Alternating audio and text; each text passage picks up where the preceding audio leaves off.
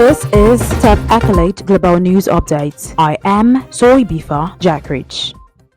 The success of ballistic missiles defenses facing their first complex, high-stake combat scenarios in Israel, the Red Sea and Ukraine will encourage militaries globally to invest in the pricey systems and intensify missile arm races. Iran launched as many as 120 intermediate-range ballistic missiles at Israel on April 13th. US and Israeli officials say US SM-3 and Israeli Arrow interceptors destroyed nearly all of them, leaving drones and smaller threats to the Iron Dome system. In previous months, interceptors fired from US Navy destroyers stopped Houthi anti-ship ballistic missiles, while in Ukraine, US-made MIM-104 Patriot batteries have shot down advanced Russia Iskander and Kinzhal missiles. European countries such as the Netherlands, Germany, Sweden, and Poland already operate RTX subsidiary Raytheon's Patriot batteries, the most common Western advanced ballistic missiles defense system. Saudi Arabia has used its Patriots for years to defend against Houthi attacks. It and the United Arab Emirates also operate the Lockheed Martin Terminal High Altitude Air Defense System. Kuwait, Qatar, and Bahrain have Patriots batteries as well, and Oman has expressed interest in missile defense. In the US, Lockheed Martin in April won a $17.7 billion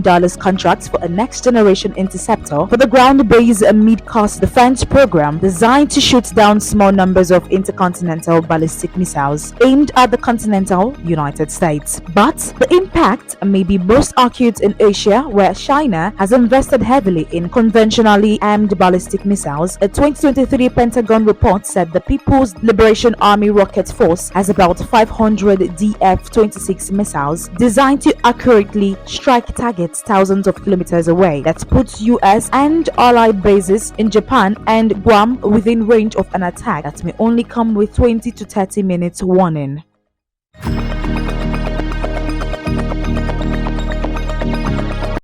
Britain's opposition Labour Party won a parliamentary seat in Northern England and control of several councils, inflicting heavy losses on the governing Conservatives to pile more pressure on Prime Minister Rishi Sunak. The thumping victory sets the tune for what will be a closely watched 2 days of local results before a national election this year, while polling shows it could put Labour leader Keir Starmer in power and end 14 years of Conservative government. Voters cast their ballot on Thursday for more than 2,000 seats on local authorities across England and a handful of high-profile mayoral elections, including in the capital, London. Blackpool South was the only parliamentary seat up for grabs after the Conservative lawmaker quit over a lobbying scandal. Labour candidate Chris Webb won the Blackpool election with 10,825 votes. The Conservative candidate came in second with 3,218. The swing of 26% to Labour from the 2019 result was the third biggest in post-war by-election history. Polling expert John Curtis said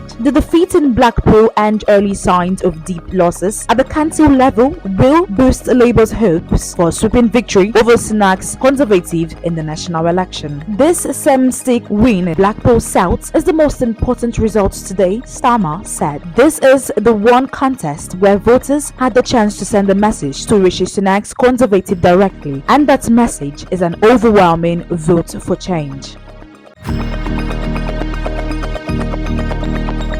Paris Sciences Pau University was closed for the day on Friday after a debate between the institute's leadership and students on the war in Gaza failed to ease tensions, prompting protesters to occupy it overnight. The allied political sciences university this week became the center of a wave of protests at several schools in France over the war and academic ties with Israel, although not on the same scale as seen in the United States. A group of around 70 students were occupying Sciences Pau's main building in central Paris on Friday morning after having spent the night there. Jack, one of the protesters, said in a text message, adding, "By the way, the negotiations with leadership are making no progress." Sciences Po did not immediately reply to a request for comment. Local newspaper Le Parisien and Radio France Inter, citing an internal memo, reported the university was asking staff to work from home as university buildings were closed. Sciences Po's director on Thursday rejected demands by protesters authorities to review the school's relations with Israeli universities, prompting protesters to continue their movement, with at least one person entering a hunger strike, according to a student speaking on behalf of the protesters.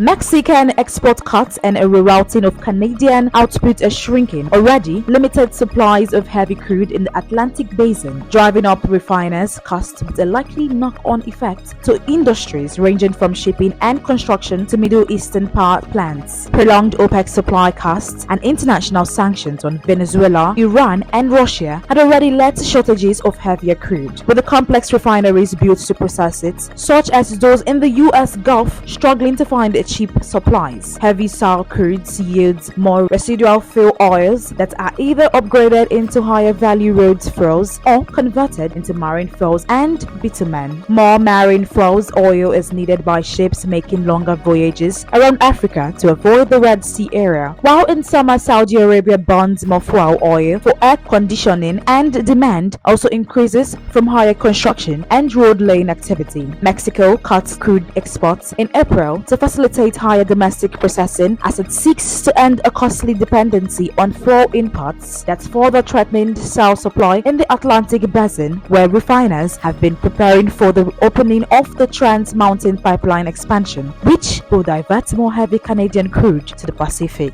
Heavy crude prices in the U.S. Gulf soared as refiners sought replacement supply, with the mass grade hitting a near 4-year high against WTI on April 1st, according to LSEG data. In Europe, the Argus Brent SAR index, which includes Norway's flagship Johan Sverdrup grade, hit a 14-month high in mid-April and is still trading roughly in line with light sweet benchmark dated Brent, according to price agency Argus Media. Although prices cooled slightly as Mexican domestic crude demand rose by less than expected, freeing up more for exports, the SAR market remains structurally tight.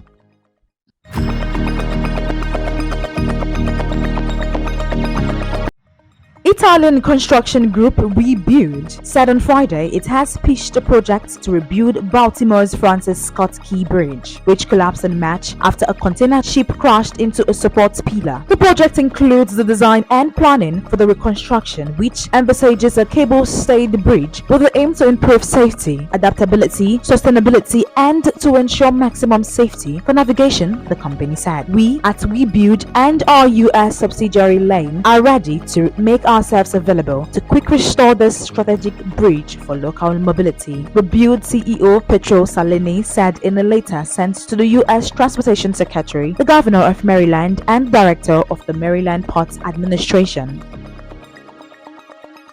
That is the size of Top Accolade Global News Update. You can follow us on our social media platforms as displayed on your screen. Happy Friday.